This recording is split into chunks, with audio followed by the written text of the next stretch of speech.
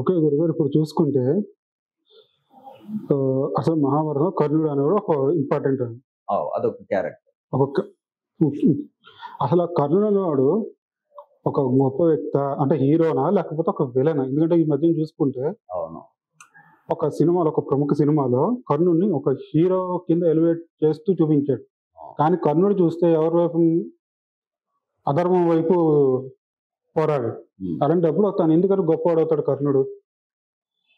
కర్ణుడు ప్లస్ వైపు ఉన్నాడా మైనస్ వైపు ఉన్నాడా అని కొద్దిసేపు పక్కన పెడితే అతను ఒక దిలాస కలిగినటువంటి ధీరుడే. కాకపోతే ఆ ఈగోయిజం అన్నది కొంచెం ఎక్కువైంది. నాకు ఇతను మేలు చేసిండు అన్న భావనలో ఉన్నాడు కర్ణుడు. దుర్యోధనుడు అంగరాజును చేయటం మూలాన వీడు అంగరాజు అయినందువల్ల దుర్యోధనుడు చెప్పినట్టు వింటూ ఉంటాడు. కానీ ఆ దుర్యోధనుడు ధర్మం వైపు ఉన్నాడా అధర్మం వైపు ఉన్నాడా అని చూడక నాకు మేలు చేసిండు గనక ఇతను చెప్పినట్టు మనం వినవచ్చును, ఇతనితో మనం ఉండవచ్చును, చివరికి ప్రాణాలైనా ఇతనికి అర్పించినా పర్వాలేదు, ఇది మిత్ర ధర్మము అని అనుకుంటాడు కర్ణుడు. అని అధర్మం వైపు ఉన్నటువంటి దుర్యోధనుడు ఎంతమందికి నాలాంటి వాళ్ళను అంగరాజులను చేసిన వీడు అని ఇతను ఎలివేషన్ చేయడు. ఇతనికి చేసిన హెల్ప్నే దృష్టిలో పెట్టుకొని ఇది చేస్తాడు. కర్ణుని వరకు తీసుకుంటే ఉన్నతుడు గొప్పవాడు అన్నీ ఉన్నాయి గొప్ప లక్షణాలు. కానీ అతను మొత్తం అధర్మం వైపు ఉన్నాడు కనుక అక్కడ మిస్ అయ్యింది.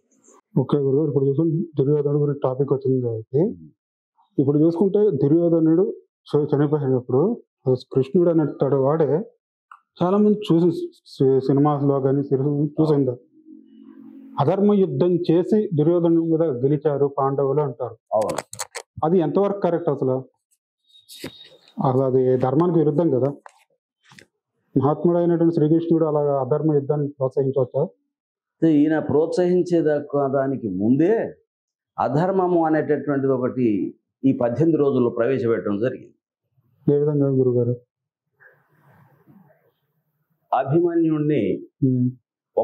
అభిమన్యుణ్ణి అందరూ కలిసి సంహరించడం అది అధర్మమే. పద్మవ్యూహం లోపల అభిమన్యుణ్ణి ఆ వ్యూహంలో బంధించి అందరూ ఇంతమంది ఒక యోధుడు ఇంకొక యోధుడితో మాత్రమే పోరాడాలి. కానీ ఇక్కడ అట్లా కాదు, అందరు యోధులందరూ ప్లస్ కర్ణుడు కూడా ఉన్నాడు అక్కడ. వీళ్ళందరూ కలిసి ఒక మాయకుడు అనకూడదు కానీ ఒక వీరుణ్ణి అధర్మ పద్ధతిలో సంహరించు. ఇది ఇప్పుడు అధర్మానికి బీజం పడ్డదా లేదా? అక్కడ అధర్మానికి బీజం పడ్డది కనుక కృష్ణుడు ఏం చేసిండంటే, ఓహో మనం అనుకున్న నియమాలను వీరు ఉల్లంఘించారు కనుక అదే ఉల్లంఘనతోనే ఇక సాధించవలసి వస్తుంది అని చెప్పి ఆయన హితబోధ చివరికి భీముడితో చెప్పి దుర్యోధనుడి యొక్క అంతం జరిగింది.